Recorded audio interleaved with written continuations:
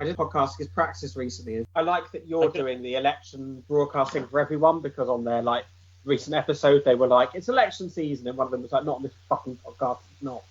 And I was like, yeah, fair enough. We've done a grand total of 2 election episodes so far. This is actually the 4th that we've recorded, because there was one we recorded on with FFF on Friday, but it finished, and me and Geraint just spoke to each other. We were like, that was a complete washout. Like, we were not on form tonight. Right. And then I just listened to the raw, shitty quality recording, and I was like, oh, there's actually some good bits in that. I think I can salvage this from the pits of. I mean, look, I really enjoyed the episode with you and FFF just reading out Pod Save America titles. So thank you, Juliet. All their coup puns, they were killing me. That was great. I was just torturing FFF. It was kind of torture to listen to, but very, very funny. So, yeah, that's like, a good tagline for the podcast as a whole. I think it kind of sums us up entirely. That's the kind of direction I've been taking the show in, just increasingly outre bits. A friend of mine as well was saying that he really enjoyed the episode where you're just going through all the October Declaration signatories and calling them all cunts. Any list that comes from the political right at some point, sometimes like a week after, sometimes about a decade or 2 decades after, with like the Euston Manifesto, we will just go through the list when we're bored and just like say libelous things about the people on it. Terrible. Was the October Declaration like the pro-Israel? It's the one? British Friends of Israel thing, isn't it? Yeah. yeah. Oh, that clearly named after the Euston Declaration, but yeah. There are a lot of major bell Peter ends. Bainham was on one of those lists. I know. I mean, I like to think he bit of a melt, but you accept that to a certain extent. Yeah. Like every 90s comedian. Yeah. I mean, I think with people like you and I who were into comedy in the 90s, it's kind of like having been into Morrissey or something. You just have to sort of accept they're just going to keep getting worse. Yeah. That's why I stick with the Mod Father, because they're just going from strength to strength. Yeah, right. Yeah. I mean, musically, it was never really my thing. Yeah, exactly. But, there's a few jam tunes that I like, but. What about the Style Council? Are you not a Style never Council went for them. Revisionist? Never went for them. Yeah, I assure you, his recent records are less trad rock than you would expect. But then some of them are more like the Style Council, so you might not necessarily like them. Well, Geraint's just been getting all this fake news from John Harris, and he's got a false image of. Surely, if I got fake news from John Harris, I'd be like the #1 Paul Weller fan in Britain. Apart from John Harris. Oh, he's just into the haircuts, isn't he? Yeah, he's mainly into the fashion. So is Weller, I guess. He's the truer mod than I am. I've got to hand it to Harris.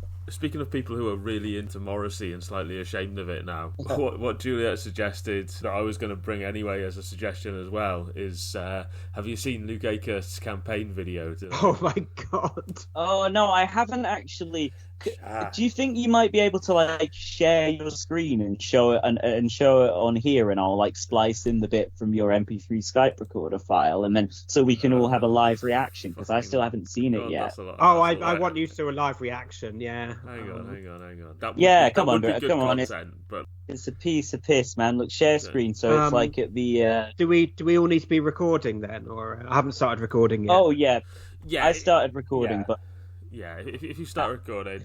All right, I'm recording now. Yeah, I haven't got one of my Welcome to Reel Politik, the greatest fucking show in the world that is communist or something intros yet, so I haven't thought of one because really? I've been at a low ebb. But sometimes, maybe you can cut some things in from Luke the Nuke's campaign video. It's a great intro. Yeah, get him to introduce it. But sometimes from my lowest point comes my greatest work. So I'm just hoping that'll be the case today. But yeah, no intros, none of the bullshit. Straight in. So are we in now? Are we?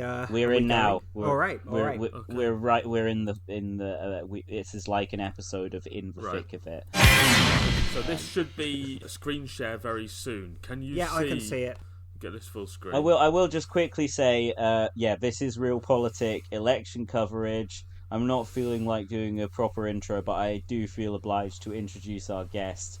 who is Reel Politik. I almost said this person is Reel Politik. Like I think there's few people who embody the spirit of Reel Politik more, including ourselves than this person.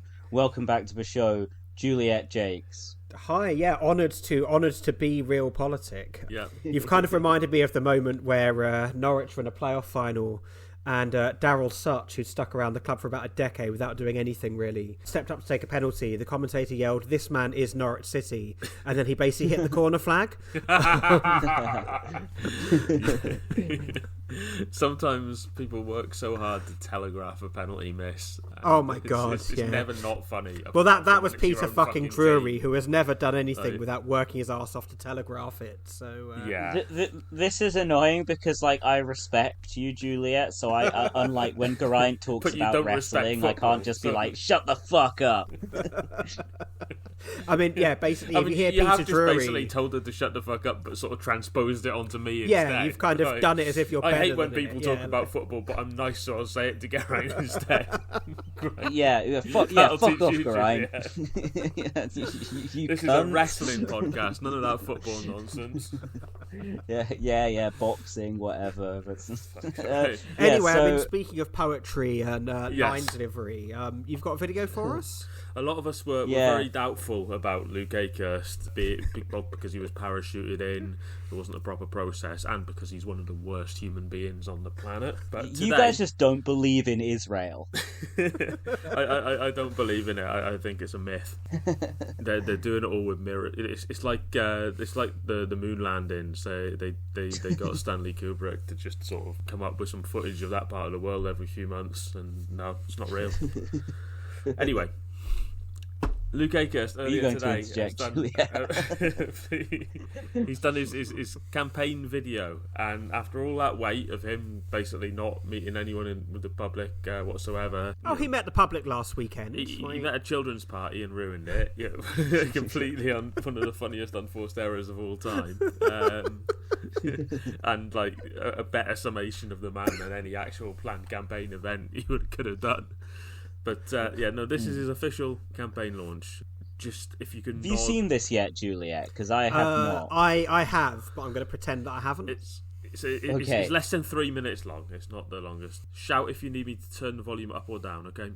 Shout to the top. But otherwise, shut up. That's kind of the principle here, Jack. Right. Oh fuck! Hang on. Has he got the music from the One Show? The centre of my political life, in fact, the centre of my whole life. I've played a leading role in changing the Labour Party into a party that can win again. Communities like Stanley and Chesterley Street and the villages here desperately need a Labour Party that's common sense and can win elections. And I'm proud to have played a role in getting Keir Starmer into a position where he's hopefully going to be the next Prime Minister of Britain. I want to be part Why hasn't he got a red tie? Labour government that's going to change Britain, but I want to be part of it for a special type of community like North Durham, a place where this rhetoric poverty and inequality are still real issues that need to be tackled. And that's because that reflects my own background. Space like this needs to be tackled. I've spent my whole life involved in campaigning to get Labour governments elected. Did they do more than one take to make sure Labour is electable? I reckon they did about 20. And in public service as a councillor. He's like Clint Eastwood. He does one. He's like, that's enough of that shit. An incoming Labour majority. But that's enough of fight for those communities and get the best possible deal for them. No, keep going. It's absolutely outrageous the way that communities like this have been left behind by 14 years of Tory cuts and austerity. There's no they lied clearly about levelling up. They haven't levelled up at all in any of these towns. In fact, they've neglected them and allowed the town centres to fall into decline in very proud places that desperately need investment. It's so monotone. Make sure that the next generation of kids don't see their mums and dads having to make those choices. See their mums and dads have good, fulfilling lives with jobs that pay well. Mention Israel. Good public services that look after them when they're sick and educate their children when they're at school and provide the level of policing to make sure that North they can Durham live in Israel? in security and not to have to worry I about understand crime or that's all the antisocial voters there behaviour. care about. I'm absolutely like passionate death, about it? making sure It that seems people longer in every Chester time I watch Street, it. Stanley, and the villages in the constituency have an optimistic future, have the best lives for their kids, aren't faced with terrible, difficult choices, but actually have a life that is full of meaning and happiness and can get the best life. Could they not get like a microphone? I want to be an Really MP obvious, that brings like- change to those communities and change to ordinary people's lives so that their lives become better. I can't wait to get started. Please give me your trust and vote for me on the 4th of July so that I can get stuck in. Get stuck in. Brilliant. No mention of his fucking day job, eh? No, not one mention of the foreign policy concerns that drive him. Apparently, according to by his own admission. Like, why did he not think that germane to mention his years of public service? Admittedly, not for the British public, but nonetheless. I reckon if you watched loads of Labour candidate videos in that vein, all of that would be in various of the other videos as well. But Luke Akers just delivered it worse and not done an even basic attempt to put his own personal spin on it. Have we got the one for the private healthcare nepo baby who's standing against Corbyn yet? Oh god, that fucking prick. I'm Kinnock sure out they'll even do a campaigning launch. for him the other day. They'll want that as low key as possible. Like, if you look at the campaign events they put photos from, it's all the worst right wing councillors from the south of England and Mike Gapes having the time of his life. Mike Gapes together enjoying the free snacks. They're just they're just bussing in Blairite wankers from across the country. Like, you see Mike Katz there and Margaret Hodge and Gapes and all the legends, all these student politics shitheads, like the guy who gave that fawning interview to Theresa May but was like, Mr. Corbyn, why are you such an evil man? And then he showed up in that video about young Jewish people who are terrified of Corbyn. Oh, you on about coming to Frosty's power. kid? Yeah, that guy, yeah. It's gonna taste great. But yeah, no, I've got to hand it to Prafal, the Labour candidate. In his last canvassing photo, he actually managed to get one black person in there with him, which is a vast improvement over his previous one, where the candidate, was in fact the only person visibly from an ethnic minority in the photo. In Islington North. I know, it's amazing. I mean, say what you like about the old dinosaurs of the Labour right, your Mike Gapeses and that. At least they had a bit of oddball charisma. These are just boring people that they're putting up. It's like they've been grown in a laboratory to suck the life out of a political movement, which I guess they have. Yeah, pretty much an accurate description. You couldn't design the Mike Gapes, you have to discover him in the wild. Exactly. and forge him from steel and coal. I mean, the white heat of the Industrial Revolution gave us Mike Gapes. The milky white heat of the Industrial Revolution. The guy they're putting up against Rishi Sunak, where they're getting really angry because they think Count Binface might stop him winning. Oh, that's amazing. Oh, yeah. The fucking racist mud guy, yeah. Did you see my DIY Tom Wilson merch I made? Scrawled "Controls on Immigration" on a white mug, really crudely in pink marker pen. Well, maybe a kind of recursive mug where the mug has a picture of him drinking out of the mug, and then that mug. Well, that mug, actually, my sister got it for Christmas, and if you, I know, I defaced a loving present from my sister. Well, I remember Hugh Lemmy got one, and it had a kind of a fringe around it. It wasn't just the entirely red one. It had a sort of border, and he just wrote to the Labour Party on Twitter saying, "This mug has unwanted borders and it's too white. How do I send it back to where it came from?" Well, actually, in that mug, this beautiful GIF, if you look into the bottom of the mug, it gives you the middle finger. There's like a statue of a middle finger in there. So I thought that was very, very apt for my DIY Starmerite mug. But yeah, all the candidates are announced now, right? Like, should be, Reform have managed to find Mason, 600 Sebastian people. Payne. Yeah, they're all in, presumably. They've all got safe seats, right? Well, Seb Payne didn't. Yeah. Like I said, the one thing really I see eye to eye on with Keir Starmer is that, well, I just think that, like, monogamy is very limiting. No, it's more that I also strongly, personally dislike Paul Mason and don't think that he's fit to be a Labour candidate.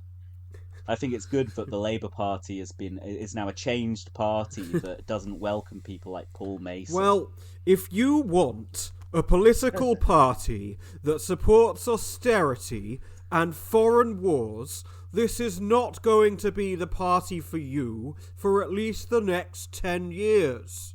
It's just, what a prick. Yeah, what a fucking wanker. So do you want to be part of this party or not? It's a simple question. No. But why Paul? The question was that tweet and others contributed to a feeling that there are people who are not welcome in the Labour Party. You are all welcome. But only if we do exactly as you say. Only if we do exactly as you say. And you are all welcome in Jeremy Corbyn's Labour Party. But in one in which you're not allowed to speak your mind, or you must be bullied. You're speaking it now. You're speaking your mind now. We're hearing it. But you want us out if we do. You want us out if we do. I'm afraid it's the hard left who want to tighten their control. They want to sideline moderate voices. I don't think anybody should be surprised about that is the nature of the hard left. I'm sure, in case you're misunderstanding me, just listen. If you want a centrist party, this is not going to be it for the next 10 years. If it's really important to you to have a pro-Remain party that is in favour of illegal war, in favour of privatisation, form your own party and get on with it. Right, okay. Right, let me take another round of questions. Hard left is the hard left, the hard left, and the hard left, the hard left, the hard left, hard left, hard left, the hard left, and the hard left, hard left, the hard left, hard left, hard left, hard left, hard left, hard left, the hard left, the hard left, the hard left, hard left, hard left, the hard left, the hard left, the hard left, left, the hard left, and the hard left, hard left, hard left, the hard left. Paul Mason, balls and shaft. Balls and shaft. Gotta hand it to him. He writes some sexy stuff. God, that novel is straight from the pits of hell. yeah. I've still never read it, but I did actually. No, I've just read enough extracts from it to know I don't want to read the whole thing. I wonder if I've still got the audiobook on Audible or if I returned it at some point. Like, I'm never going to listen to Paul Mason describing heroic character Maul Payson getting balls deep in Chung-Li or whatever.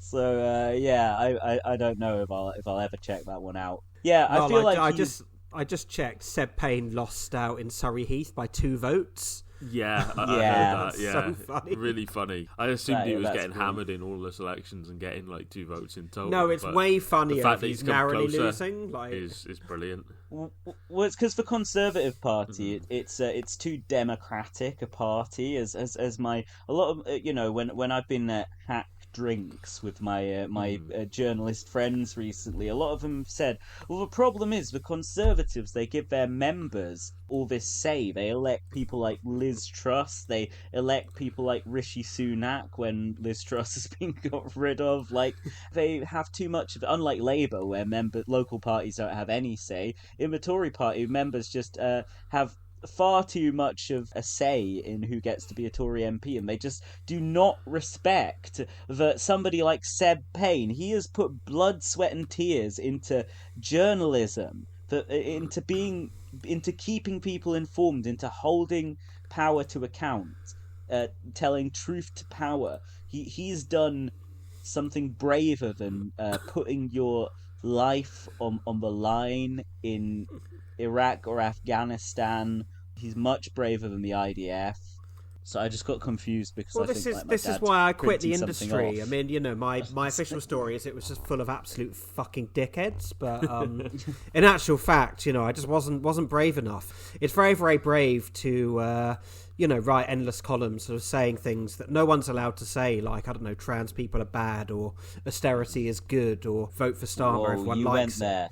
Yeah, exactly. You know, why are pavements woke now? Yeah. I mean, you have to be a real iconoclast, like kind of Milo Yiannopoulos or something, to really pull that off. And I just couldn't do Kanye. No, it's Kanye sacked him. Sorry. The move to make, if you're a complete fucking clown and you want to get selected somewhere and have an easy job as an MP, is to patch the Tories, patch Labour entirely. Obviously, look at Paul Mason's struggles, and just go for the Lib Dems. You can be like, oh yeah. Well, I was back John in Sweeney, the oddest person alive. Yeah, go on. I was back in Surrey yesterday, and I was back in Surrey yesterday, and there's just like piss diamonds everywhere. Like there's no Tory stuff. In John Sweeney's case. Well, quite. Yeah, I wonder which on the piss diamonds. Do you know which seat they've nominated him for? Is it which it's place in Ukraine is it? I know that. Because I understand it. You know, he's giving all this on the ground testimony from Ukraine, but is earning him all these big Patreon bucks. So I assume it's some constituency in Kiev somewhere. Yeah, Kiev Oblast, maybe. Yeah. God. What constituency is it?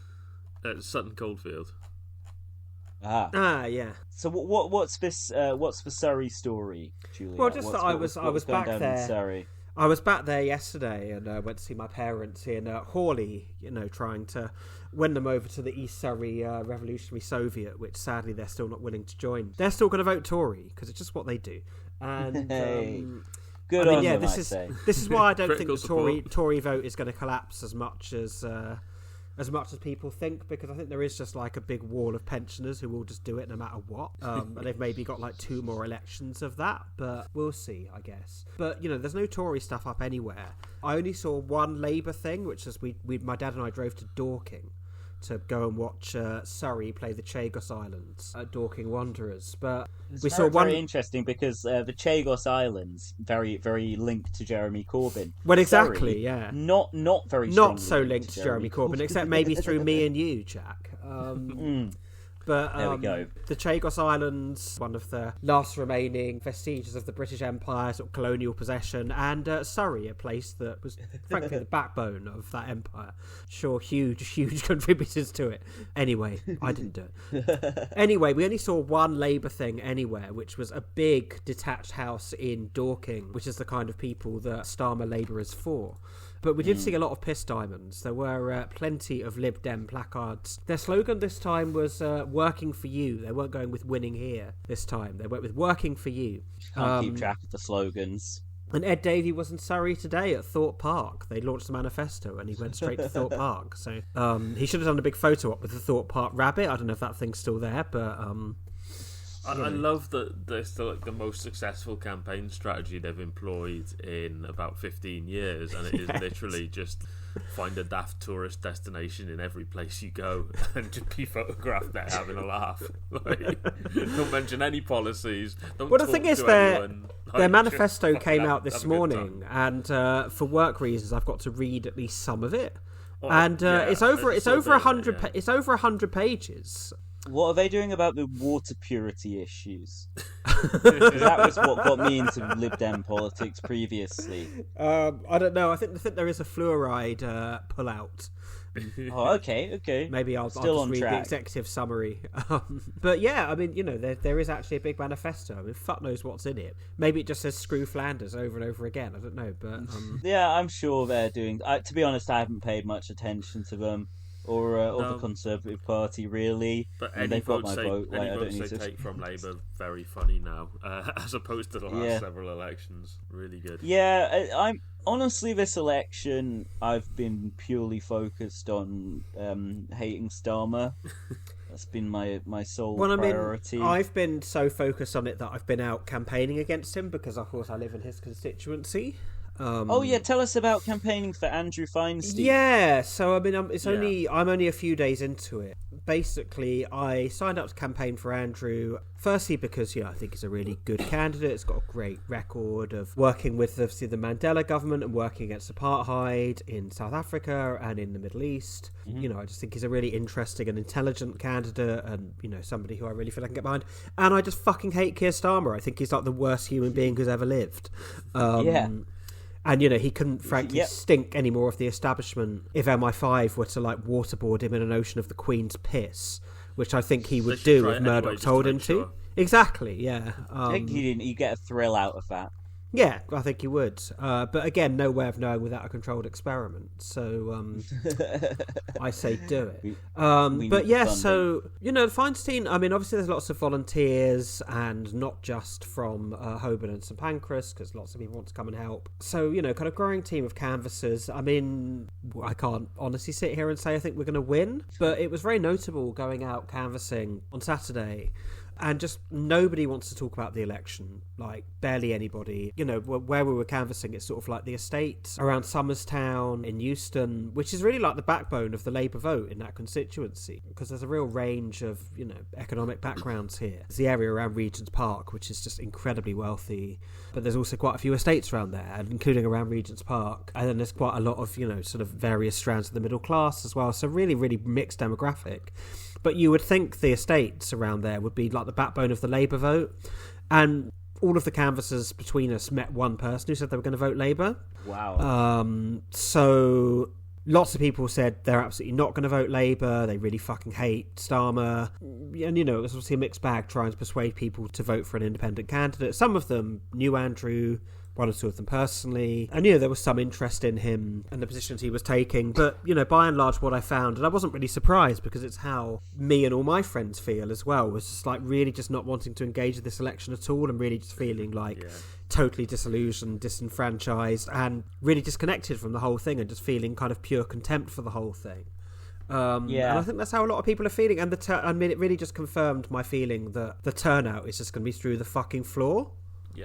Yeah, I think it's entirely plausible that Labour will win an absolutely enormous majority with the same percentage of the vote that Labour got in 2017. And maybe the same number of votes as in 2019.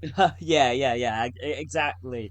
But that's what the Starmer project is about, isn't it? It's just about centralising politics so that it's just this neat little group of people who control basically everything and call all the shots and broadly agree with each other, and then they sort of target their votes to specific seats, so they don't actually ever need to be popular or people ever be infused with them, and just kind of game the system. I mean, I often think about sort of the Corbynite kind of left thinking of politics broadly as an art, and I would think of those guys thinking of it as a science, but it's not even a science, it's just mathematical equations for them. Which is even more nerdy and shit. I think the last 100% fuck maths. Yeah, fuck maths. We've always been a fuck maths podcast. That's why we're poor. Math sucks. Who was it who did that song? Math sucks with an X. That's a good tune, anyway. Insane Clown Posse seems like the kind of thing they would do. I would love to see you pivot into Insane Clown Posse posting when your current Weller obsession dies down a bit. Yeah, I mean, I respect them for their place in the culture, but I don't know, it's just a bit up for me, my idea of getting hyped music is fucking Future, I'm addicted to drugs. I'm addicted, which is still, kind of on the more spaced out side of the spectrum. But Carrie, I believe you were going to say something, Geraint. Yeah, I was going to sort of what we talked about the low turnout there, the last 5 years, but also a bit before that, as soon as the attacks on Corbyn started really working, probably the end of 2017, start of 2018-ish, that whole time's just been about just deliberate, systematic sucking all the hope out of politics, and sucking the possibilities out. They know full well one of the outcomes of that is to reduce turnout, keep turnout low, this sort of thing, and obviously that plays into their hands, so why would they not hand a lot of the vote potentially to the far right. I mean, I don't know if you've seen the Reform Party today. Farage endorsed Labour, obviously. I mean, why wouldn't he? But, the Reform Party, they put out a candidate who's basically said that Britain should have stayed neutral during World War II. Yeah. And then when questioned on it, they said people have used offence archaeology to go through and find a statement, because they're basically not withdrawing candidates who do or say anything. Just their response was basically like, "Oh, you've trawled through loads of stuff to find that statement, and also is he wrong?" Like, it was basically their response. The people on the right would never do that. I mean, I think actually, if Reform did actually just end up being like a kind of factional organising group in the right of the Labour Party, they might actually be to the left of the Jewish Labour movement. Because I think Mike Katz is like the expert on what's it called, Juliet, something archaeology. Offence archaeology, yeah. There's always, a Green Party candidate tweeted, I think Israel are being mean in 2014. Just sent a dossier to the party headquarters. It's just depressing now, knowing that the phrase offence archaeology is going to get laughed at now, but is going to be in mainstream lexicon in like 3 months' time. Yeah, and, I remember like there was a long period in like late 2016 when I thought we could still stop people calling Britain's exit from the EU Brexit. Oh my God, if only. I mean, that does make me think a little bit of the only thing I've really enjoyed in this campaign so far, though, which is Reem banning Labour from using that fucking song. Yeah, legends. I take back that furious rant I went on against said about them in past episodes, which is probably quite a lot in small doses built up. Like, I know that like 2-3 episodes, I know I banned them from the show forever, but I'm now rescinding that ban. I didn't realise that they were coming from such a good place. But I think you should still ban that particular song, but just let them play all their other big hits. Yeah, exactly. We'll play all of them, every last one. But it was funny to see all like the shithead journalists rounding on Reem after they said they said that they didn't want. They were like, "You motherfucker! You're not happy with somebody whose politics you disagree with appropriating your art for their own ends? How fucking dare you?" And it's like, you should be grateful that Labour pay you royalties. Like, that's not how anything works. Like, imagine it in 1984, like an op-ed, like ungrateful Bruce Springsteen should thank Ronald Reagan for appreciating the patriotic greatness of his song "Born in the USA." Paul Weller should pay royalties to John Harris for his fine articles and byline photos, keeping the Spotify back catalogue rolling. Yeah, but it's, I mean, Juliet, like, you are a person who is interested in the arts. You would tend to side with the artist on this kind of thing, I imagine. I mean, yeah, absolutely. Unless they were a cunt and it was funny that they didn't like their music being We've used. already mentioned Morrissey. Yeah, exactly. Yeah, I mean, if like, I don't know, like a radical left party was using someone's music and they kept complaining about the radical left being, like evil, like commies or something, and they just kept going with it anyway, it would be quite funny, but, it would Paul have to be... playing Simply Red at his rallies. Yeah, but exactly. Then we'd have to listen to Simply Red. So... Although, to be honest, I don't think I hate it anymore. Or some I don't think I hate Simply Red any more than I hate Look Back in Anger by Oasis. Oh, well, when it comes to the smooth tunes, I'll go with the Style Council. Simply Red, the Poor Man's Style Council. What the fuck? Simply Red are the Poor Man's Fairground Elevators. Oh no, Frantic Elevators. Fairground was that awful Simply Red song. I thought you just meant like shitty music playing on Fairground Elevators. Well, yeah, that as well. Yeah. Fairground rides, Fairground Elevators. Okay, that's. Anyway, it made sense to me. I thought you were just saying that. But anyway, the point is, like, Reform are polling like 17% or something at the moment, and maybe it will hold up. But up for a good long time is the thing. If their candidates is coming out and saying to their like demographic of fucking lead paint addled boomers who genuinely think they fought in World War II, like, oh, we should have been neutral. And then, like, when questioned on it, the party is just going, well, lots of people were neutral at the time, actually. And it's just like, yeah, how did that work out? It's like nobody who was neutral at the time has, like, been retrospectively praised for that. Nobody. Yeah, I mean, like, on the right or the left. Yeah, not even Stalin gets praised for that. As a national discourse, we still grumble at people for saying stuff like that about World War One, where it's actually like a sensible, a valid viewpoint. It's still like, oh, you're disrespecting our brave boys. No, Oh, no. So, did Sunak finally lose your vote, Juliet, when he showed such appalling disrespect for our brave boys the other day? Yeah, by, I mean, that was pissing on the cenotaph or whatever. That was the last straw. I think he turned up at the cenotaph in a donkey jacket and then didn't bow his head properly or something. Yeah, did a little dance. The angles were what all a wrong. cunt. Yeah. I mean, it really, the Sunak thing, it's just so extraordinary, and obviously not extraordinary at all, like exactly what you fucking expect, that, we have this, bizarre election campaign where nobody is willing or really allowed to talk about any of the material issues that are affecting anybody. Mm-hmm. So it's all just this kind of, media-led, confected bollocks. I was trying to explain this to my parents yesterday, because, my mum brought it up. And I was like, yeah, but the thing is, in 2019, Johnson turned up to the cenotaph drunk and, laid the wreath upside down, and the BBC just showed old footage and then just didn't talk about it because they decided he was going to win. And it's basically, Sunak just can't, get out of bed in the morning now with, 1,000 articles about, how evil and shit he is. And, he is, fine, absolutely. In this case, he deserves it. But it just sort of feels like the sort of way the media political complex behaves has just reached such a level of detachment. I mean, 2019, I thought there was 2 elections going on.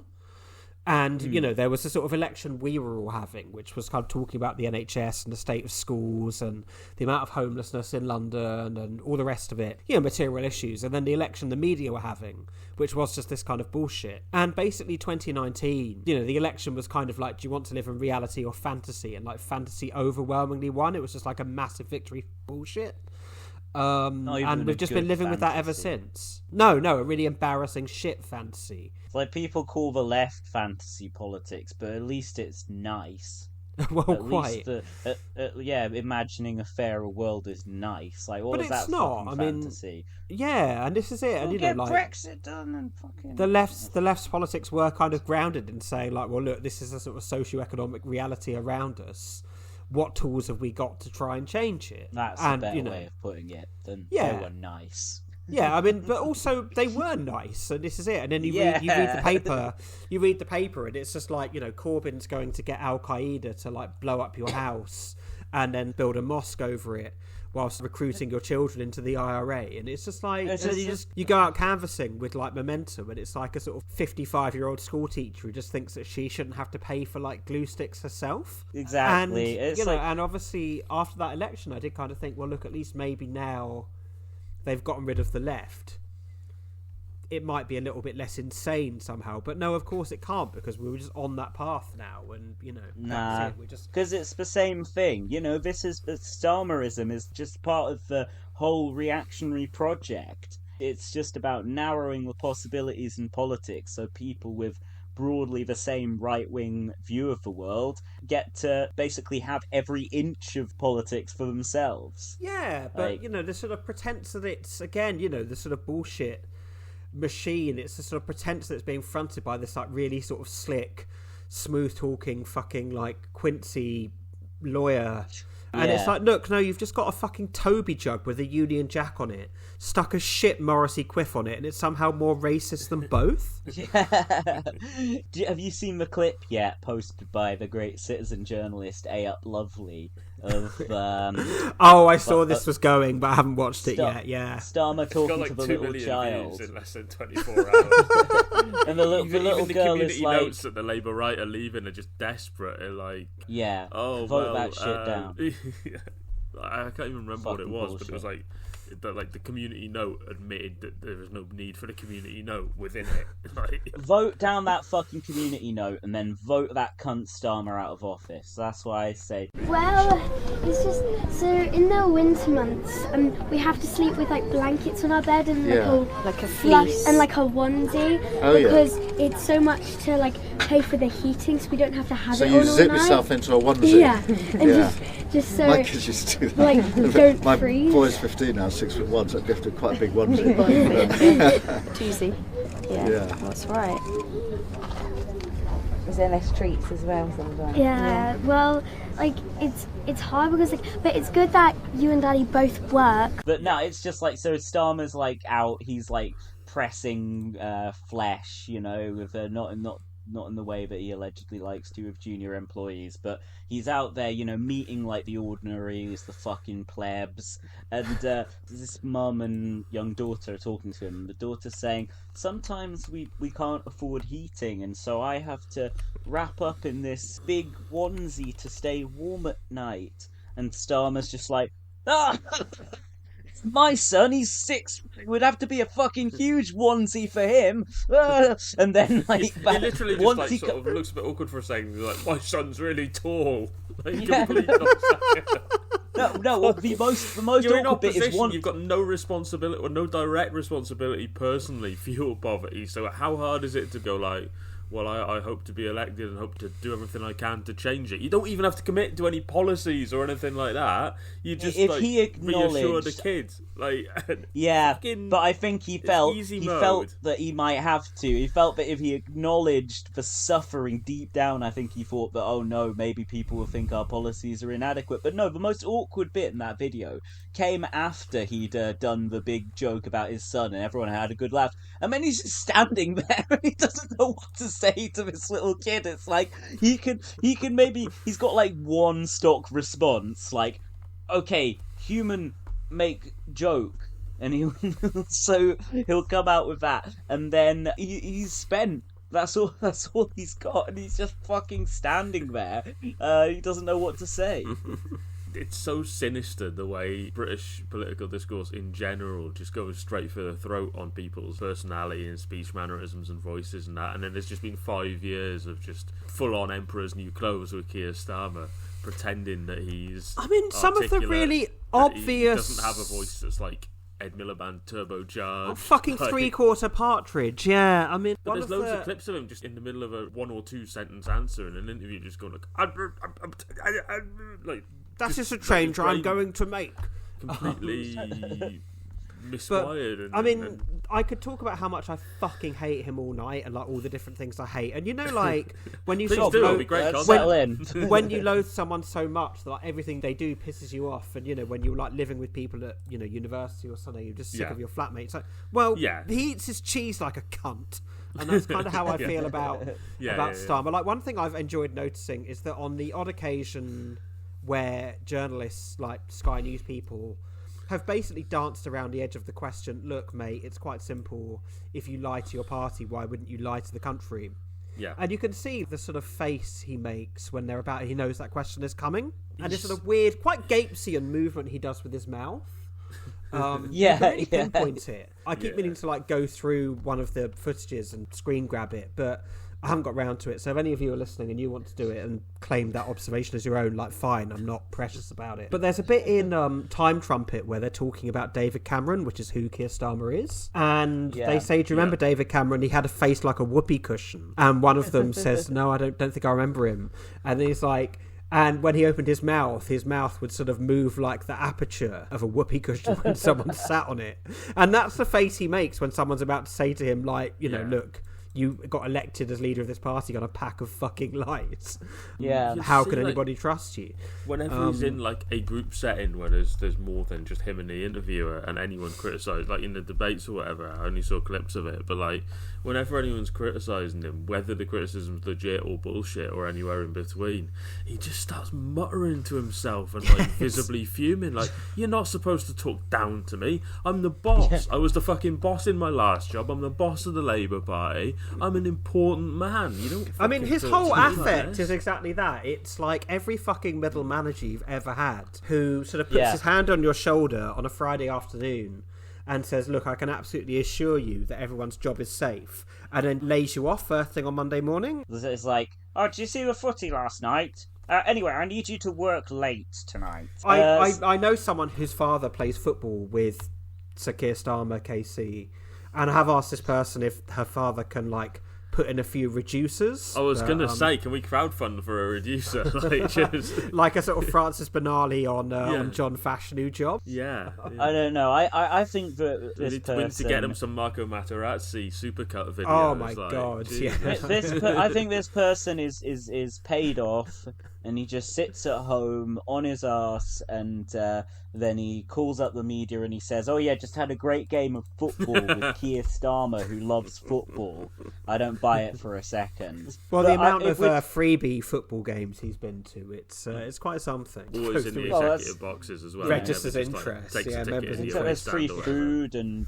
if you want to know what a brilliant orator Starmer is, we actually read this on the latest Patreon episode, but I think everybody needs to hear this. This is Keir Starmer being asked by Sky News' Beth Rigby if Labour will formally recognise the Palestinian state, as Ireland, Spain and Norway have done in recent days in Labour's manifesto. And here's what Keir says. Give me a second, I'll just read this absolutely verbatim. If it sounds like I'm repeating bits and tripping over it, I am not. I'm staying accurate. Well, you can't read it any worse than Luke Akehurst read his campaign video script, so... I'm staying accurate to the fucking syllable. Okay, Keir. Well, policy has been set for some time now, which is to recognise Palestine.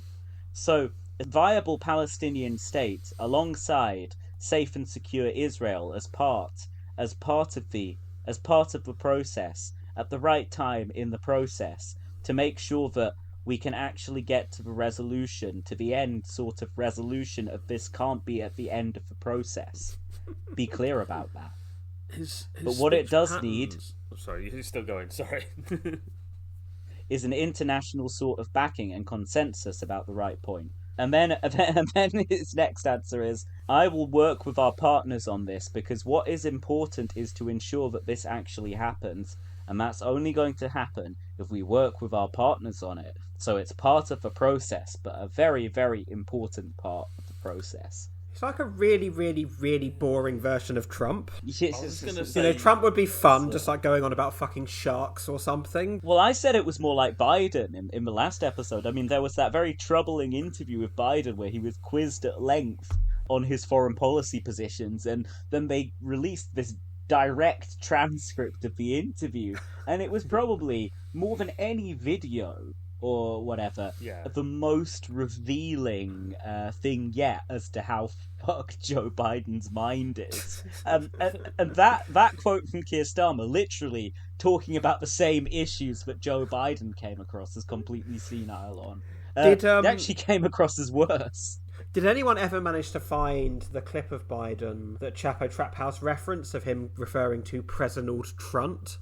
Because I remember hearing that, and I've seen that one. It was during lockdown, and I laughed about it for about 2 weeks, but I've never been able to find any further evidence of it. But President Trunt is just—it's like Celador in Donnie Darko. It's just such a perfect linguistic construction. I think about President Trunt all the time.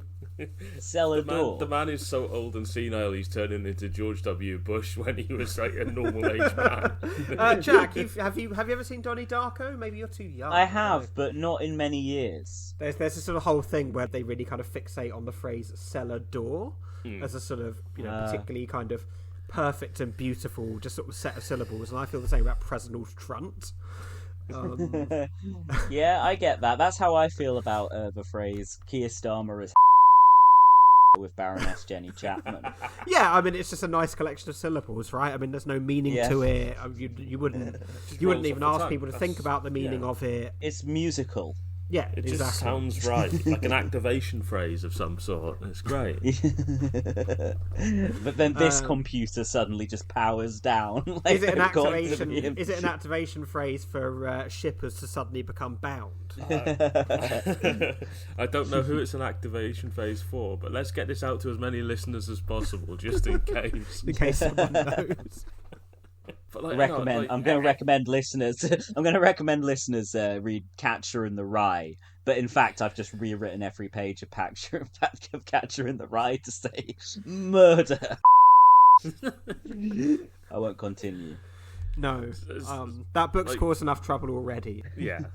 The thing with Starmer, it's true of a lot of politicians, but more so with him than most of them, is you sometimes have to step back and spell out what he said, like Jack did just then, to see just how crap and inarticulate he is relative to his reputation. There was a bit of the same about Tony Blair, where we were told for years he was this great charismatic orator, and then if you actually read the words of one of his speeches, it's like if you're taking really bad notes on a lecture you're half paying attention for. It's just like the keywords that you build the speech around later.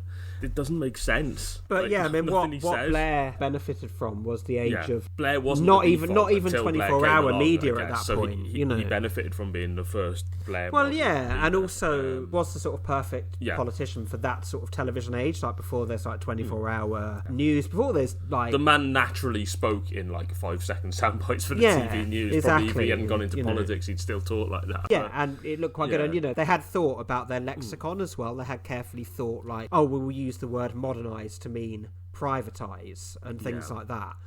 We'll use the word progressive to kind of elide the fact that we're liberals rather than socialists. That kind of thing. And there's none of that here, and people keep talking about how crappy a copy of Blairism this is. It's a kind of cargo cult Blairism, and they just happen to have been there when the plane showed up. But there's no intelligent use of language, there's no thinking about any kind of compromises they would make, because, the Blair government did genuinely do some sort of like not completely terrible things for LGBT rights and for culture, at least in the first term. But the trade-off for that was like, right, we're going to completely fuck off any kind of working class politics. Yeah, and basically, as you say, like, basically lock in first couple of rounds of stuff. Exactly, basically lock in the Thatcherite consensus. Anyone forever, we can say like minimum wage. Thank you. Exactly, sure. Things like the minimum wage and Sure Start would require, at least a little bit of compassion for people who are less well off, and not just like laughing at a freezing child, for example. But imagine if you hire Keir Starmer as your defense lawyer, and you're on trial. They're going to give you the death penalty, and he comes up there and he's like, "Well, you see, my client is innocent because my client has been innocent for some time, and which is to recognise innocence. So a viable innocent client is innocent."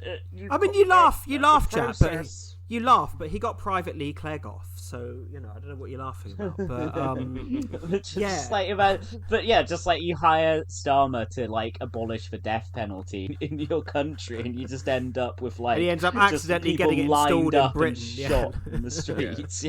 He ends up accidentally getting it installed in countries where it's already been abolished. Gets it installed in like Liechtenstein by mistake. They'll bring it back in Wales because like Vaughan Gething filled out a form wrong or something. And because that Welsh Muslim Gething, centre wouldn't give the hostages back. Vince Vaughan Geffen. Yeah, that guy. Gething out, by the way. We didn't manage to address the no confidence vote against that corrupt Cornish cunt on our last episode, but we very much supported the motion of no confidence. As a Welsh person who supports Plymouth Argyle, how do you feel about that statement? Plymouth is in Devon, for starters. But I did grow up in Cornwall. Is there a big Cornish rivalry? That's kind of what I'm saying. Not really. Devon and Cornwall are basically the same. Teams in football terms, that's kind of true. Just simply because there's no major teams in Cornwall. Well, Truro are playing in Plymouth at the moment, so hey ho. Yeah, Truro just had their manager poached by Torquay. That's how bad it is. Yeah, I was gonna come up with a joke, but I realised I don't know the names of any places in Cornwall other than Penzance. Cornwall. Yeah, okay. Yeah. The Pirates. Exactly, yeah. Pirate FC. The only thing anyone knows did the Pirates of Plymouth Argyle as a strip once. Well, yeah, anyway, Geraint agrees with me. We all support the Getting Out campaign. We don't like him. I don't like any of them, and it's sort of been interesting because I've spent the last few years thinking which one of them should I hate the most. And it often kind of fluctuates. Just in Labour or generally? Just in Labour, yeah. Yeah. But obviously the election does focus you a lot on... It's false news anyway. It's from Dorset, you fucking idiot, Jack. Is he? Yeah, whatever. You could say he's got a Cornish face, like the old Leon Herring bit. Do you hope? He looks like Stephen Bush crossed with Owen Smith. Blairite Vaughan Geffen. Yeah. And his name's Humphrey. His name's not even Vaughan. What the fuck? This man is just a fraud on every level. He's not even Welsh. He's a Blairite. He's not called Vaughan. Yeah, but it's a shame, really, that he's not from where he thought he was, because, you know, you're not even Welsh, you Cornish cunt, would be a great line. Corrupt Cornish cunt. No, I'm going to keep... I actually learned that he was not Cornish a number of days ago, and have continued calling him that, regardless. Doubling down on it. I like it. Spreading false news. This is like the other day when, during the election debate, I tweeted Starmer having a terrible debate, appalling performance from Starmer at this debate. And of course, at the time, I didn't realise that this was the debate that Starmer was boycotting. But I stood by my tweet. What was he boycotting? Was that the seven-hander? The seven-party one. Yeah. You know, them they sent Angela Rayner. I mean, he was boycotting it because it was in Israel, and he's anti-Semitic. Yeah, well, don't tell the candidate for North Durham. But it kind of struck me that this is the only way to respond to the election being completely immaterial, right? And the sort of political media complex so successfully wrestling the election out of the hands of anyone who wants to use politics to actually address anything in people's lives. It's like the only response is to sit here and just like list all the different people who are cunts and why. Yeah, Cornish or otherwise. The basis of our podcast for many years. Well, exactly. Yes, you were ahead of the game. Yeah. As always, yeah. I think, in spite of the political ascendancy of the Starmer project, the time has never been more right for Reel Politik. There's never been more of a need for us. We're doing valuable public service. And there were some connection issues there, but everyone just agreed with me on that statement. We did, and please donate to the Patreon to help us with valuable work of writing everyone's name down and reading out the list and calling them all a cunt. Yep. Blairite Vaughan Geffen. Vaughan Geffen. He's not only is he a corrupt Blairite Cornish piece of shit, but he sued Neil Young Cornish in the 80s, the prick. So who have we got? You got like Vaughan Geffen, Luke the Nuke, that tosser that's standing against Andrew Feinstein, whose wife is part of the Jewish labour movement, like pretending to be an independent candidate who's really concerned about Gaza. Oh wow, I didn't know about that at all. That's a proper scumbag, obviously. All like the scab Labour candidates, basically, where people have been deselected and they've come in because they're the golden child of the Labour right. So like, Chingford and Wood Green, her Kensington and Chelsea. Where Emma Dunphy got deselected. In Islington, just despicable people, and just I hate them. It's all around, they are just detestable people, because like you have to be so fucking arrogant to be in the Labour Party in Islington North and be like, I'd be better at this than Jeremy Corbyn. Like what? I mean, I was there a few weeks before the election was called, and it's just like Corbyn stuff everywhere. There's like so many shops and businesses have just got things up saying like, Jeremy Corbyn, stand in Islington, will support you. So, so, that's why I treat any kind of polling that says, well, actually, Labour are going to, retain the seat and Corbyn's going to get, 4 votes with a level of suspicion. I mean, I'm treating all of the polling... captures outlier seats well at all, does it? I mean, but I think everything's an outlier at the moment. I don't think there's many things that are very easy to call. I mean, like I said, a lot of it relies on the reform vote holding up at, 15 to 17%, which I just don't see happening. I mean, I don't think it's going to drop to 0, but I'd be very surprised if it stays there, especially if on the first fucking day people are just World War II, we shouldn't have done it. There's been a lot of talk recently, a lot of intrepid journalism by the BBC, for example, on online disinformation, misinformation, what have you. I was informed of the difference between the two earlier and have already forgotten it, as I said I would at the time. So I feel like I am duty-bound in light of this kind of climate where you don't know what is true, what is false, to point out this fake news Twitter account called UK Polling Report.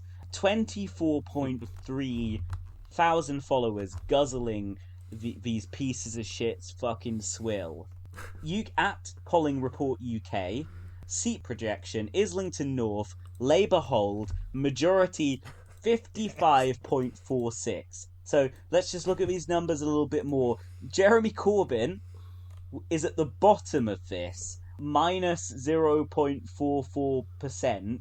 The Conservatives, Greens, Reform, Vikas Agrawal and Praful Nagun from Labour, who for some reason is not listed according to his party, are all ahead of him. And 67.49% vote apparently for the scab candidate. Well, Corbyn would be less than 1%. Speaking of independent candidates, Jack, can we do a little impromptu reading series? Because someone's just sent me something from The Guardian entitled "Brighton General Election Candidate Aims to be UK's First AI MP." And there's basically an AI picture that looks exactly like Keir Starmer. I know. Have you seen that before? Can we read I didn't read the article. Yeah, sure. I haven't read it, but I've seen the picture. So under the picture of like Pixar Keir Starmer, it just opens with, "Politics is too serious a matter to be left to the politicians, so the saying goes. This may be why a businessman in the south of England is proposing a novel solution, putting himself forward as a candidate in the UK general election as the first AI MP. I think that business should make all decisions instead of elected politicians. Oh, God, absolutely. So that's why I'm voting for Keir Starmer. Yeah, I mean, I think just cut out the middleman and just get the fucking editors of 4 newspapers to choose who governs. So AI Steve is a nominee on the list of candidates for the 4th of July general election in Brighton Pavilion, last held by the Green Party's Caroline Lucas, who's stepping down. The man behind AI Steve is Steve Endicott, a self-described entrepreneur who lives in Rochdale, but he's not standing against Galloway, but maintains a house in Brighton. Endicott, who is the chair of an artificial intelligence country called Neural Voice, but who, quote, made his fortune in the travel sector, claims he'll attend Parliament to vote on policies as guided by AI Steve's feedback from his constituents. He claims the AI representative would answer constituents' concerns. I would like to see that. Tell them to eat rocks and put glue in their pizza and shit. Again, though, if you want just a fucking a machine giving scripted answers to people based on a formula of what if they think they want to hear. Just go to Keir Starmer. Yes. Or anyone in his fucking team. Yeah, exactly. I mean, an AI couldn't be any more wooden and absurd and scripted than Loot the Nuke. But anyway, so it would answer constituents' questions and concerns using a rendition of Endicott's voice and an avatar. And then he says on his website, AI Steve was created to ensure that the people of Brighton and Hove had 24/7 access to leave opinions and create policies. Unlike other websites, Endicott 59 describes himself as, quote, a capitalist with a socialist conscience. Okay, I'm not quite sure I like where that's going. It says Steve comes from a working class background with a mother who worked in Tesco and a father who was a tool maker. Unloaded ships in Sheppey Docks. He understands the value of money and greatly appreciates that the success of his business exploits has left him relatively wealthy and able to enter politics without needing the financial rewards some others seek. On the environment, he said, Steve is deeply concerned about global warming, but hesitates to join the Green Party as he's focused in implementing practical and affordable green policies. Endicott's party, Smarter UK, was not registered in time for the election, so AI Steve will stand as an independent. Endicott unsuccessfully stood for the Conservatives in a local election in Rochdale in 2022 in the ward of Milne Row and Newhey. He received 487 votes. Other candidates in Brighton Pavilion include Sean Berry for the Greens, Tom Gray for Labour. Is that the guy from Gomez? Yes, it is. Oh yeah. Genuinely is. It's the one from Gomez that hasn't got the silly voice. Ashley... I don't listen to that dad rock shite. He's probably got the Labour voice by now anyway. Ashley Ridley for the Lib Dems and Sarah Webster for the Conservatives. So yeah, that's AI Steve, who just looks and sounds and talks like Keir Starmer. Oh my God! There's a John Crace piece about the Lib Dem manifesto, which sounds like the worst thing ever written. Fuck off! They should get AI to do that. They say, but they're wearing yellow, so bad. Yeah, they should get AI to do that. If you two want to talk about that for a second. So Geraint, Wayne Rooney, what do you think about that? I'm keeping my thoughts to myself until the season starts, I think. Yeah. Seems to have convinced a couple of people to sign new contracts with us that I thought were leaving, so it's not been bad so far, but we haven't even played a friendly yet, so that doesn't Have you still got Morgan Whittaker? Yes, yeah. We'll either keep him or we'll sell him for 15 million or something, which would be by an order of magnitude our record sales, so there's no real losing option there. But he's brilliant, but a bit inconsistent. And when he was Derby manager, Wayne Rooney once brought him on after about half an hour and then subbed him off after 70 minutes. And his girlfriend was like bitching about it on Twitter like the other day. So I'm a bit concerned there. But again, we'll get good money for him if he goes. I just obviously rather keep him. Yeah, well, I mean, we've just appointed just a complete unknown quantity. Like, it's the first time I've had a manager younger than me, which I'm, a bit kind of like, oh, that's another milestone of just getting older. I think Alex Neil was about 3 months older than me, so, dodged that bullet a few years ago. But yeah, he's like 35, I think. He's like some Danish guy. I know absolutely nothing about him. We signed a centre-back from Panama, which is quite fun. But again, might be completely shit. Who knows? Wayne Rooney is the first manager younger than me of Plymouth Argyle, but only by a couple of months, so it doesn't it doesn't quite seem right. Okay. Too bad yet, but God, every other team in the Championship seems to be rolling the dice with varying levels of success on sort of unknown in the UK foreign just managers. Sports or sports science people, and you might get Kieran McKenna. Yeah.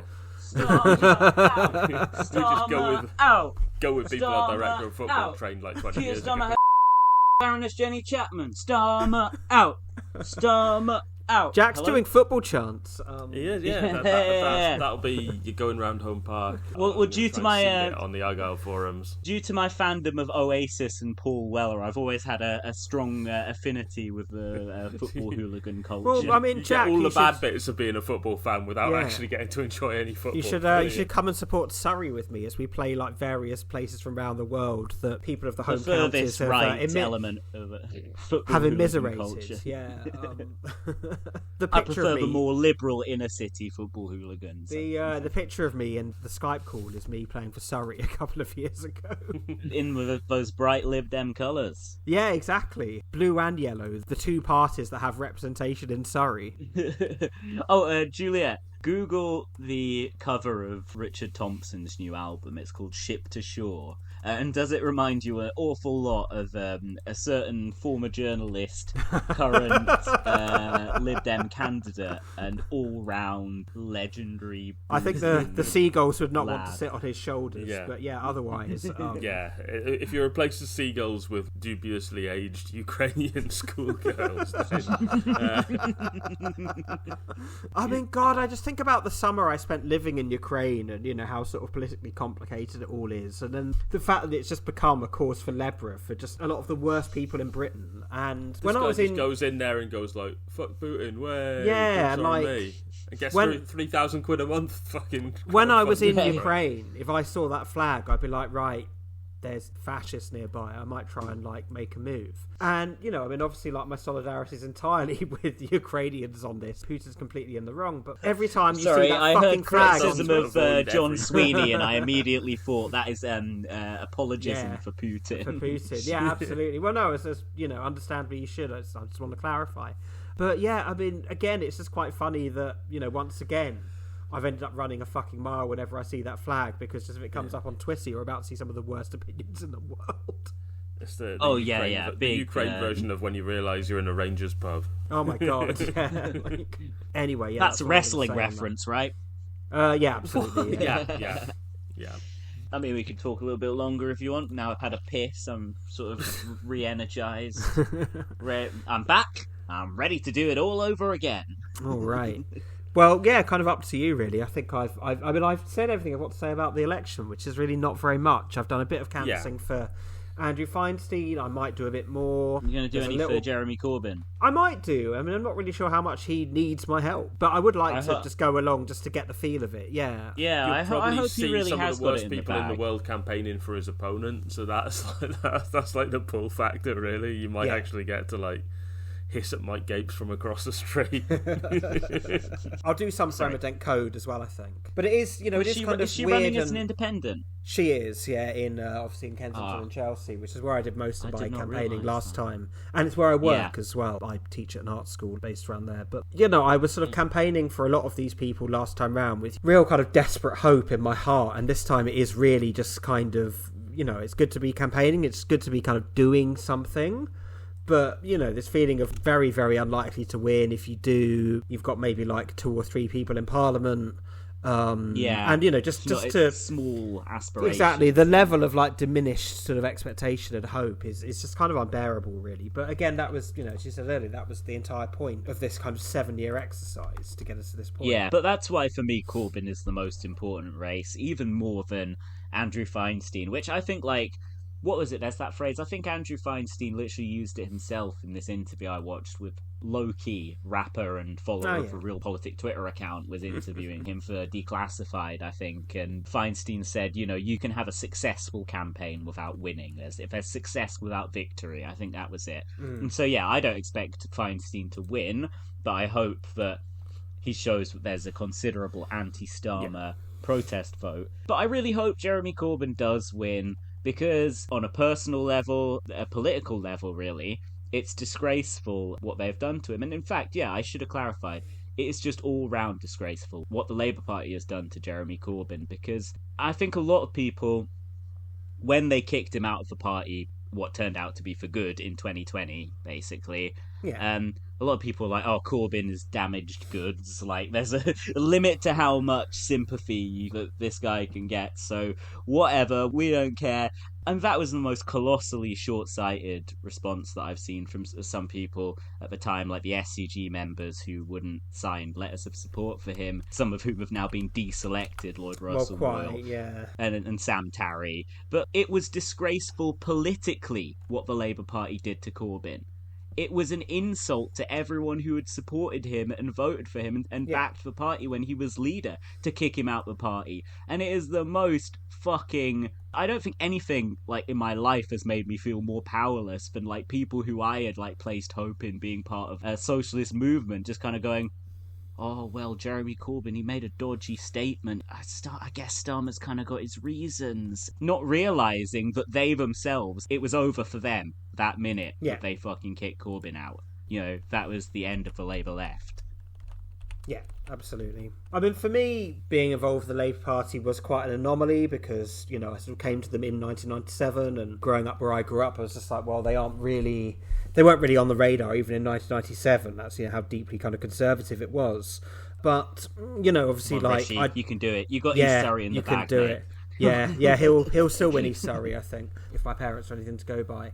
But, this sort of feeling of I always thought the Labour Party was just a complete waste of time and space. And it was really only when Corbyn stood for leader, I was like, oh, right, okay, I somehow managed to miss him. Up to that point, partly because I just didn't go to the big 2003, demo in London, because I was living in Manchester, for kind of health reasons. But, you're like, oh, I didn't realise there were people like this in this party. And then, had 4 years of giving it a go, because I think we had to, and it was the only real significant opening for the British left, in my lifetime, really. But, for me, it was always kind of felt like the case. It's like, no, look, as soon as the normal party can, destroy this, they will. And they'll make sure that nothing like this ever happens again. So none of it was kind of a great surprise, really. But, it's one thing to sort of sit here and talk about it fairly coldly and theoretically, and it's another thing to actually live through it and have the emotions of it on a day-to-day basis. And, I fucking hate them. I'm furious with them. All the people who've done this in the media and politics, we know your names, we know your faces. We fucking hate you. I've got a little list. There was a side to pick. You picked the wrong side. We're not going to forgive. We're not going to forget. Fuck you all. Fuck any of you who are I have this poem on my Twitter account that's just been there ever since I relaunched it, I think, in 2019. It just says, it's by a communist poet called Paul Eluard, surrealist poet, and it just says, of course I hate the reign of the bourgeois, the reign of cops and priests, but I hate still more the man who does not hate it. And that's how I feel about these people. It's like they are the men who do not hate it, and I fucking hate them more. No, I absolutely agree. I've been totally convinced that getting these cunts out of the way politically is the main prerequisite for the left having any kind of success. They're the first obstacles, so you have to clear them. You can't have a thriving socialist movement when Keir Starmer is the leader of the broad left in this country. There's got to be a split there. But, you're absolutely right. When Corbyn ran for leader in 2015, I didn't fucking realise that there were people like him still in the Labour Party. But it quickly became apparent that the only reason there was because they had been so marginalised. They'd been in this sealed tomb as Mandelson said, for so long that they were basically just ignored, and they could be ignored. Yeah, and they just put their head too far above the parapet and got it blown open. There was that line from Tony Blair from like 1996 when he's being interviewed about what his Labour Party is like, and basically the press are doing what they're doing to Starmer now, which is saying to him like, have you sufficiently dealt with any kind of left-wing elements in your party that we can allow you to govern? He just went, yeah, don't worry, you don't have to worry about Jeremy Corbyn becoming Prime Minister. And of course you then did have to worry about Jeremy Corbyn becoming Prime Minister, and we can't let that ever happen again. I mean, I had friends over, I had friends over from North America a couple of weeks ago, and they're basically just saying like, look, what the hell is going on with your country? They were Canadian rather than American, I should point out, but I was like, look, you basically just have to understand that everything in British politics since the 2017 election has been looking at like the kind of mass participation in a sort of relatively democratic project that wanted a sort of reassertion of the social democratic settlement, and just saying we're making sure that this never happens again. And like there's been a long 7-year cycle to that, and I think obviously if Starmer does get in, especially if he gets this like huge majority, then not that's gonna probably happen. You can take that to the bank. I don't think it's going to happen either, to be honest. But we'll see. Maybe we will be sitting here in 3 weeks' time, and they will have won like East Surrey and every other seat. Who knows? Yeah. But, either way, I think that's the end of the cycle. And of course, the next cycle then is a kind of Starmer government where the public hate them and the press turn them very quickly, and everything ratchets fucking miles further to the right. Well, remember, Boris Johnson was going to be in charge of the country for the next 10 years in 2019. Exactly, yeah. And Jeremy Corbyn was going to be in charge of the Labour Party for the next 10 years, So it's all very... And, the left, I don't know about I you, believe but... the Reel Politik account once said the left are going to control the Labour Party forever. You can take that to the bank. So, Well, yeah. These predictions can I never thought that, but I did not come true. I did think Corbyn would be Prime that was Minister Kieran. after 2017. So just take that up with him. Yeah, right. If you can find him. But yeah, no, like, did you see Rachel Reeves doing that interview the other day? That was no, it wasn't an interview. It was an op-ed for The Sun, of course, because 2020. Who did she copy it off? 2020 Enoch Powell or something. No, Milton Friedman. It was just, because it was just all same fucking thing. Her fucking Ayn Rand bullshit about just this was especially insultingly phrased. This is what I was saying when Jeremy Corbyn got suspended by Starmer, and a load of people went, but I would have handled that differently. That's because Corbyn, he's just out of touch. This wouldn't happen to me. Fast forward a couple of years later, that kind of thing. People on the left love to think that they're not the leftist who the anti-left people are attacking.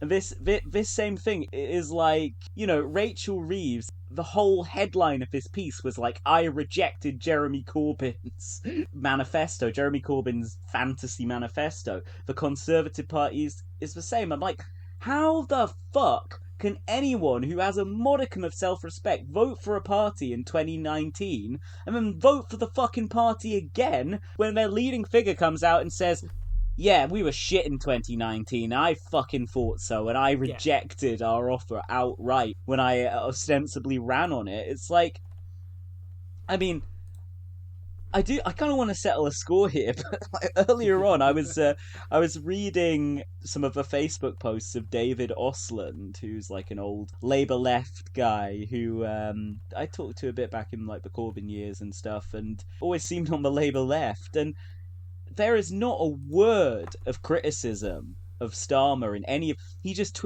every day he tweets out like 10 Super Tansky style get the Tories out. Oh my god, I've seen this guy. Yeah. Have I got news for you? Zinger after zinger, isn't it? Yeah. This is a guy who he's been a lifelong member of the Labour left, and he's dutifully fucking trotting out the lines of... There is not a joke about Starmer among them, by the way. He's dutifully just carrying on as if this is I know you said, this is the Labour Party reverting to form, Juliet, but I think it is slightly more than that. Like, the scale of the counter-revolution. Oh, yeah. It's the Labour Party returning to form, having been provoked. Because never before had the Labour Party taken such steps to become a party that does represent the interests of ordinary people, and then had to so aggressively row back on all of them. And this guy just talking as if, the Tories, they're the bad guys, it just seems like an impossibly dated kind of view. This we're all the nice, normal, liberal, non-Tory people, right? What they're doing is mental. Like, imagine, tweeting these jokes about, how there's extreme poverty and, Rishi Sunak doesn't seem to get it because he's rich or whatever. And it's just why the fuck are Labour keeping the 2-child benefit cap? Why? Because there's no magic money tree, Jack. I thought you saw the Labour to win tweet earlier. Well, of course. Did they do a magic money tree joke? Oh, have you not seen this? It wasn't a joke. They were just there's no magic money tree. They're just fully on board with everything Theresa May said. I keep saying that David Cameron's victory over this round of the Labour Party is complete as Margaret Thatcher's victory over the Labour Party in the 80s, and that it's just become David Cameron's Conservatives. But no, they've become Theresa May's Conservatives. Even more shit. I mean, I cite David Osland as an example because it's David, if you're listening, which I don't imagine you are, why did you vote for Jeremy Corbyn in 2015 if you think that austerity economics are all right? Because that's what you're implicitly supporting. You want to replace whoever the fuck the Conservative Chancellor is at the moment with Rachel Reeves, who is totally signed up to exactly the fucking same failed economic model that you've railed against for years. Whatever the fuck James Meadway says. Fuck off. Fuck off. But yeah, I mean, it's just infuriating. I just don't see how anyone on the left can carry on as if, Labour nice, Tories bad. Labour are a bit soft and ineffective or whatever. All that kind of stuff in the Miliband years or whatever, you could kind of buy it. You can't buy it now. They're a viciously anti-left party who have made it their business to purge socialist. They've made it very, very clear. I don't know what else they could do short of just coming round your house and just shooting you in the dick. I don't know what they could do to make it clearer that they hate you and they want you dead. It's really so yeah, I don't understand how any left-wing person can even consider voting Labour. I know on the last episode I made the case for why someone could vote for Diane Abbott at the general election and feel all right about it, but ultimately I was playing devil's advocate there, and I don't think that anybody who wants to put Keir Starmer as Prime Minister should be voted for. No, and that is why I am voting for Andrew Feinstein. Yes, very good. Should we wrap up now? We've got to an hour and a half. I think so, yeah. I think so, yeah. Well, I'll just get madder and madder as we go on. I'll just be setting scores we'll just be... Simon Childs, you're next. I would just be repeating keep it myself, rolling and play back the recordings of the first hour and a half so he thinks we're still on the call with him, and just see what content we can drive him to. Just put in a load of beeping and I'll be like, oh, FFF's turned off. Nice. All right. Any final messages for the people, Juliet, for the masses? No, I mean, just, vote, what We Don't Talk About the Weather said on Twitter, vote against, campaign against, agitate against the Labour Party. That's all I've got, really. It's what I'm going to be doing for the next few weeks. That's all you need. Good message. Starmer out. Damn right. And Geffing out. Geffing out as well. Blairite Vaughan Geffing and out. Page out as well. Get the Wales thing in trouble out in general at the moment. Oh yeah, Page out. Robert for Page, sure. get to fuck. Tear the page out. That was really fun, guys. I'm glad I'm we going to stop recording tonight. now. I was feeling like shit earlier, but I'm glad we did it because it was fun.